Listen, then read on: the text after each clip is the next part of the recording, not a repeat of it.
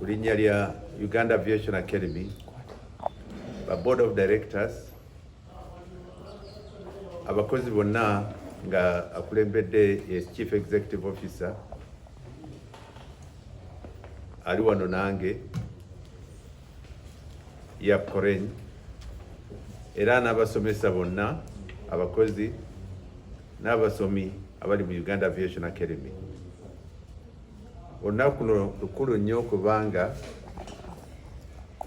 mu nkulaakulana gye tulina ng'essomero eyigiriza abaana oba abasomi mu nkulaakulana y'okukola mu nnyonyi, okuvuga ennyonyi, okukola munda mu nnyonyi, era okukolera mu ebintu ebirala bye tuyigiriza mu ssomero nga AVSEC ne course endala ze tulina, era nga tulina enkolagana ne International Air Travel Agency eri mu Canada, ICAO nga tukolagana ne Civil Aviation Authority ya Uganda ne kampuni ez'enjawulo eziri mu ggwanga n'amawanga amalala.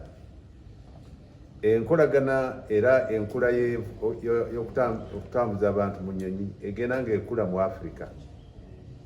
Africa kaakati ye continent esinga ofuna enkulakulana ku bintu by'enjawulo, era abantu bangi nnyo kati bafunye emirimu kubanga kampuni ez'enjawulo eziri mu Africa zigula ennyonyi buli nnaku, zeeyongera okukulakulana, era ekyo kyetaagisa abantu abasomi abalina obukugu n'obumanyirivu ku by'ennyonyi. Lwantino kaakati Uganda Aviation Academy y'essomero ekulaakulana ennyo era yeekulembedde ku bintu bingi nnyo by'okusomesa abantu ku by'ennyonyi. Era njagala kutwala obudde buno okwebaza abasomi bonna n'abasomesa kubanga tufunye abaana bangi abasomi abavudde mu ssomero lino era abayise mu ssomero lino, abakola mu American Airlines, abamu bakola mu Emirates, abamu bakola mu Etihad, abamu bakola mu Qatar, abamu bakola mu nnyonyi eziri mu East Africa nga Air Tanzania, Kenya Airways, Rwanda Air oba Air Rwanda ne kampuni yaffe gagadde Uganda Airlines. Bino bye tuyigiriza mu nnyonyi, waliwo abamu abakola munda, waliwo abamu abakola wabweru w'ennyonyi, bye tuyita aviation security, flight operations, okuwandiika tiketi n'ebintu eby'enjawulo gye bayita customer care. Bino byonna tubiyigiriza mu kampuni oba mu ssomero lino. Olwa ntino kaakati njagala kwebaza abasomi bonna kubanga okusoma ennyonyi era okuvuga oba enkolagana by'ennyonyi munda kiyigiriza abantu bangi nnyo kati okufuna enkolagana n'enkulakulana mu mpisa, mu birowoozo n'enkola yennyini eriyo mu by'ennyonyi. Leero nina omukisa gw'amaanyi nnyo okulabira ddala nti nno ku bino byonna bye tukoze tusobola okufuna omusomi waffe omu bwe tuwadde gye bayita scholarship, agenda akulakulane yeeyongera okusoma mu ssomero yaffe nga bw'abadde asoma. Era Zahara Totto yafunye scholarship mu Uganda Aviation Academy kweyongera okusoma mu ssomero ya Uganda Aviation Academy.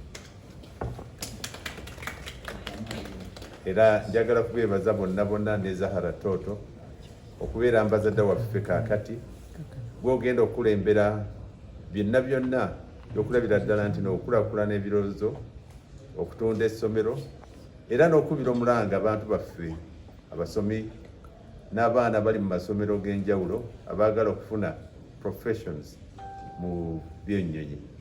Era bamaama ne bamaama mwenna muweereze abaana bayige by'ennyonyi. Zahara Totto n'abalala bajja kukulembera bajumbire enkola ennuŋŋamu y'okulakulana essomero lyaffe. Njagala kwebaza Zahara Totto, genda mu maaso okulembere enkola y'okusikiriza n'okulabira ddala nti no tuleeta enkulaakulana ku ssomero lyaffe eriri mu ggwanga era yesinga mu East and Central Africa. Webalire ddala.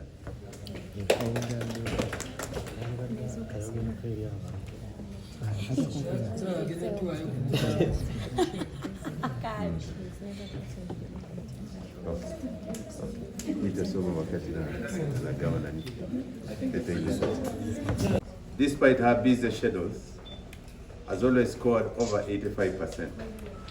She has worked so hard, and it's against this background of academic performance that she has been awarded this scholarship.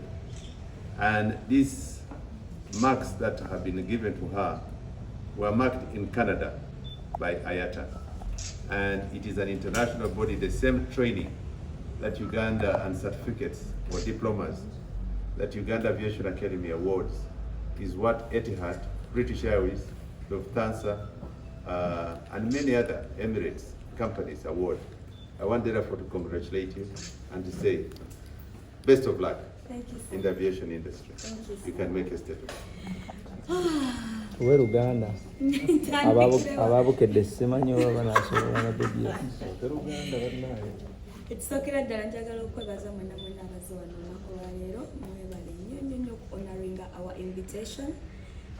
Ekyokubiri njagala okwebaza Madam Esther neyanza okubeera ng'ofaayo n'otunulanga mu ripooti zange ebibuuzo byange n'okumpa omukisa guno ogw'okubeera nga mpadde scholarship neyongera mu misomo gyange. Captain, thank you so much. I really appreciate that, you know, it's a platform, the chance, the honor you've given me to represent the school, Uganda Aviation Academy. I'm so honored, I'm so thankful, I'm so grateful. I'll never let you down. Yeah. Okay, Zahara, a question to you. A question to you. That's okay again. All right. Otandeke enkofiira nyingi.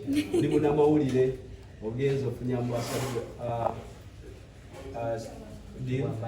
Njagala okumanya ng'omuntu ogenda binavigating otya byonna bibiri kubanga olina otuwana olugambo. Surprisingly, when I was starting out, I took everything step by step. Nasoka kuba teenager nenkola ku TV ezenjawulo, wuyo radio, ebitibwa byenina nzize mbifuna step by step. Whatever I have in my life, whatever job, whatever, you know, success I've succeeded, whatever I have, it has always been coming in step by step. Just like they say, atambula atuuke wala. Yeah. Akwate mpola atuya, that's that. Ngawe bagamba akwate mpola atuuke wala. Nange bwentyo kimunga bwe kizembula mu bwange. So this is not going to be new to me. It is just any other step in my life. The way I've been achieving the other things is the way I've also achieved this one. And trust me, I always find the way. I always find the way to work it out. Yeah, it just so falls in place. I don't know, but it all falls in place. Yeah. Captain, fena we twali batonga twagala kusoma bya nyonyi kuvuga nyonyi. Naye nga batugamba okubala kuzibu. Nti ate tosobola givuga nga kubisoma nga tomanyi kubala. Kati tulaba olugambo asoma bya kuvuga nyonyi. Ate abalugambo balaba ng'oba abantu abasaaga ate ono DJ. Kati ennyonyi evugibwa Zahara Totto ng'olabira ddala otudde. Yagenda okuvuga tangaazeemu awo. Mu bitongole by'ennyonyi bya njawulo tulina enkwatagana ebitambuza ennyonyi. Waliwo bavuga, waliwo abakanika, waliwo bakuuma ennyonyi, waliwo abaweereza, waliwo abatambuza abantu, waliwo abawandiika tiketi, waliwo abali mu flight operations. Kwegamba ennyonyi erina ebitongole bya njawulo bingi n'egatta nga bwe tugamba nti nno agali awamu ge galuba ennyama. Mu nkola eyo Zahara Totto ajja kuba nga akwata ku bintu ebirala nga flight operations, course gye bagenda mukwasa n'ebirala byagenda ng'akulaakulana. Mu maaso eyo bwebanga asobodde akyali muto, bwebanga asobodde nayita ku bintu ebirala bisobola okusobozesa omuntu okulaakulana ojja kwesanga nti no Zahara Totto akutte mu nnyonyi era ajja kubanga kafulu.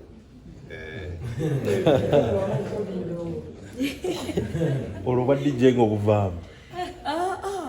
You know, n'olugambo sobola tuvaamu.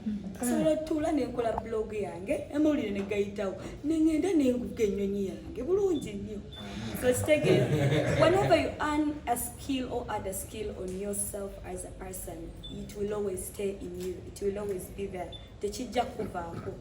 So n'obwa DJ nsobola okuvuga ennyonyi yange, mu liivu yange nengenda nenvuga. I mean, nsobola okugenda nenvuga ennyonyi yange during my work schedule.